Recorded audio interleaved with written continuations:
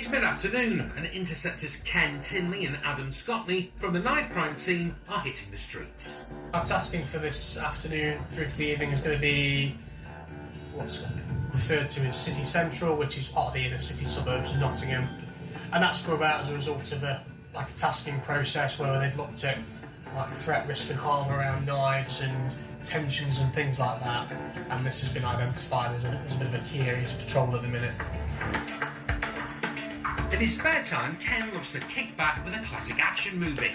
He's a sucker for a car chase and an explosive set piece. But when he's on the beat, ice cool Ken prefers to keep things on the down low. It's not very old, He and Adam have just laid eyes on a couple of shifty-looking lads. Not very old. Yeah. He left just ended up on his Snapchat list. Taking a sneaky photo of the cops is hardly the smartest move. Adam's seen enough, so puts a call out to colleagues nearby. Yeah, we're just watching two lads on Alfreton Road. Might be worthy of a stop. Ken knows this area is a hotspot for drug dealing, and that criminal gangs around here often use kids and young teenagers to do their dirty work for them. There's every chance they'll run, so we're just going to wait for Gav and Joe to join us in the other marked car, so we've kind of got the numbers in case they do run. That backup can't come soon enough, because Ken's already caught up with the duo. They're just down the bottom, they're just crossing over Osborne Street. And it's hard to lie low in a marked up cop car. They've clocked us are having a real good look back at the moment, so we'll wait for you to get with us and then we'll put a stop in. The only question now is, are the lads going to make a run for it? See you coming up behind us, they're just ahead of this van. With a second unit falling in behind, Ken floors it.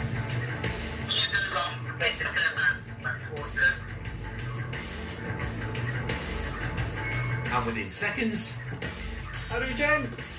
it's game over. How we doing, mate? Just hang on there for us. Do you live local or? Yeah. Where do you live? Astley or something. No. You live Aspley or something like that? Yeah. So you don't quite know where you live? The young lad seems to be suffering from a bout of amnesia, and to make matters worse, he's shaking like a leaf. Yeah, mate, give me your hands because you're absolutely bricking it. So you're going to be detained for a search warrant on the Misuse of Drugs Act. You're extremely nervous. You're in a drugs hotspot. Oh, you're and phone. And you don't even know where you live. Rob, you're What's your name? What's your name? Harley. Okay, mate. The budding young photographer seems compliant enough, but his mate's got a familiar whiff about him. We're in an active drugs hotspot, and when I'm speaking to you, I can smell cannabis. Do you use cannabis? So why do you smell like cannabis?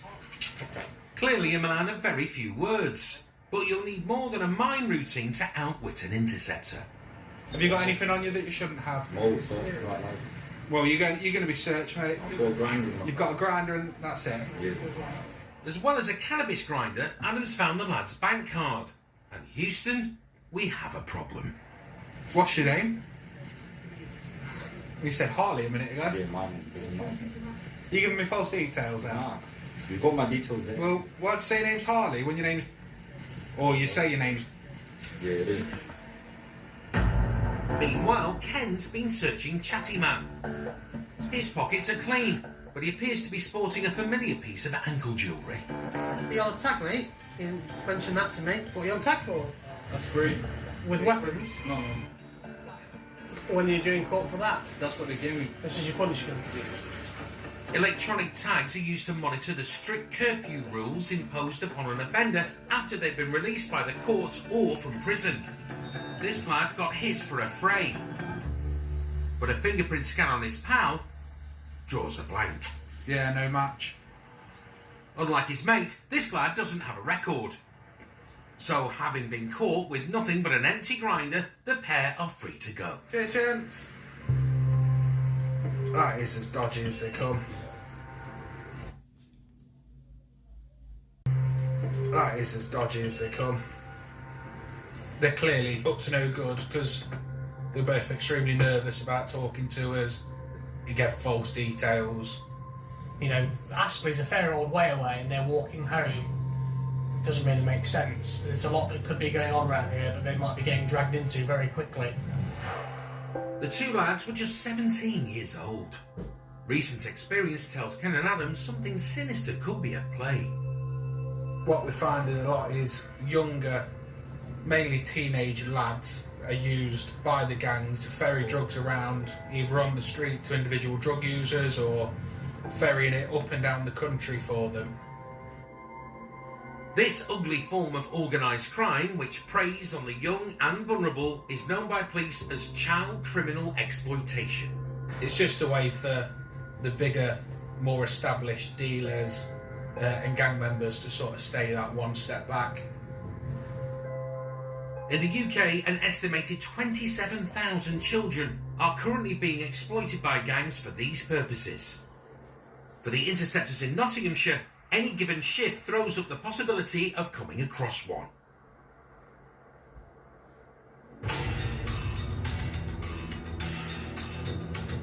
Out of patrol in Ashfield, Matt Storer and Chantel McDowell from Mansfield's knife crime team are out in the unmarked Volvo. They've received a tip-off that young dealers from out of town could be operating in this Nottinghamshire village. So just we're going to drive past. The intel is basically got more gear than they can pedal out. They've only been on the road 30 minutes when they spot some shifty shenanigans down a side street. That'd be worth a spin. There's a blackguard approaching down the alleyway now. Do you want us to wait or stop him? Strike on him.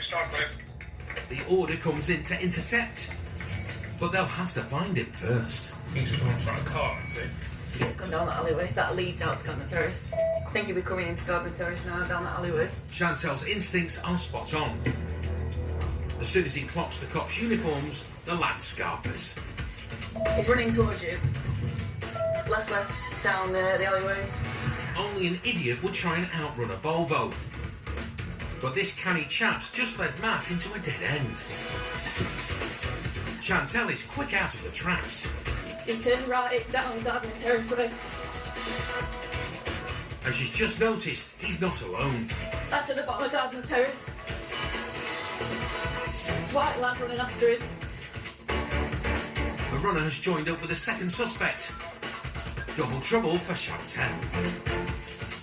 Right back onto the houses at the back of Gardner Terrace.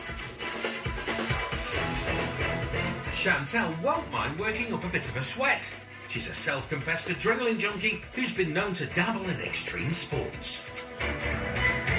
But vaulting 8-foot walls could be beyond even her capabilities. The nimble lads have just made light work of this one and disappeared into some gardens.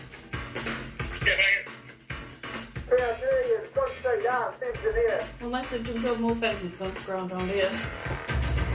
The dog's going nuts in some of these gardens. It's going to have jumped over. Then there's two lads, one black, one white. The lads are jumping fences faster than Desert Orchid. You reckon it's on left or right? Right. Yeah, then. But now they've done a Shergar and disappeared. Bingo. Stop! Come here. Chantel's demands fall on deaf ears. Jumping back over the door where we first saw him jump over into the garden. And because the gate's locked, she's taking the long way round and losing valuable time. It's time to hand over the baton to her partner, Matt. Scared Brett up jumping over a brook.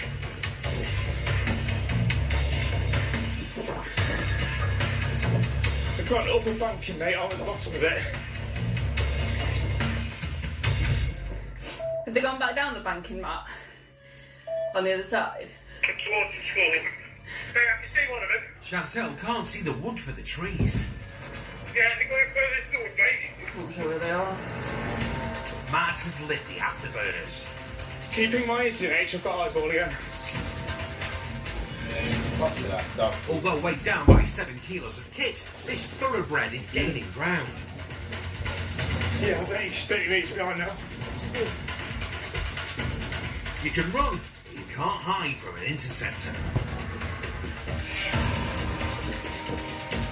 Lads, you're going to get tasered. Just stop. The threat of the taser has turned the lads to jelly. Turn around now! Get on the floor! Get on the floor now! It was only a bluff, but it certainly had the desired effect. Two detained. Two detained. Hey, give me your hands! Hey! The real taser has just arrived at the scene. Trust your cuffs. I've got two detained. Meanwhile, I'm going to search the garden what they were in. Chantal has unfinished business. She's gained access to the garden she saw the lads hiding out in. Because they were not there, weren't they? She reckons they could have stashed something, and she's leaving no stone unturned. But I expect them to secrete a drug somewhere. Obviously, there's a big distance from where they were eventually detained. But they had quite a bit of time in this garden, really. So they could have put it anywhere. Once again, Chantal's instincts are bang on the money. There's cash being ditched. Under a stone back there was also a wrap of what looked like heroin to me, brown sort of substance. And then a few £100, I'd say. It's a decent result, and seeing there are young kids and pets living at this home, an important find. That'd kill them. If you ate that. It's a pretty sobering thought. And as they head back to Mansfield Nick, Matt's left wondering about the two lads who dumped it there. Those lads are from South Yorkshire. The young lad potentially is being forced to be there. He's only 16. And they're more than happy to dump the gear in a garden full of how many kids are in that house for. Yeah, and a couple of dogs, which, well, they'd die, wouldn't they, if they'd ate it. So yeah, really good result. And seeing as one of them is under 18 years old, Matt puts in a call to the lad's mum. This young chap could have some serious explaining to do when he gets home. The brown substance suspected to be heroin and cash found in the garden has been sent for forensic testing. Both sprinters were released under investigation, pending further inquiries into offering to supply Class A drugs.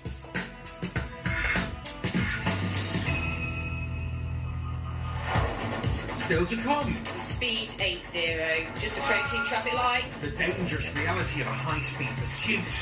Oh my god! And Jim struggles to separate a man from his merc. Why can't have a friendly conversation outside the car is beyond me, really. Because I don't trust you, nothing. Why not? First time I ever met you.